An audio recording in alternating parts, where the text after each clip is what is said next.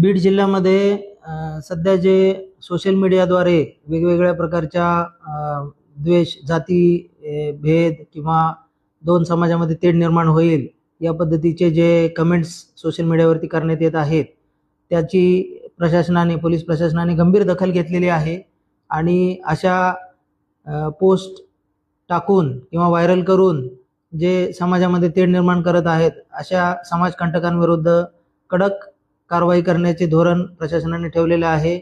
अशा समाजकंटकांविरोधात तात्काळ गुन्हे दाखल करण्यात येतील, त्याचप्रमाणे त्यांच्यावर कडक अशी प्रतिबंधात्मक कारवाई देखील करण्यात येणार आहे। तरी या निमित्ताने सर्व नागरिकांना असे आवाहन करण्यात येत आहे की आपण सोशल मीडियाचा वापर हा अत्यंत जबाबदारीने करावा। त्याचप्रमाणे समाजामध्ये तेढ निर्माण होणार नाही, समाजामध्ये सौहार्दपूर्ण वातावरण राहील याची दक्षता घ्यावी।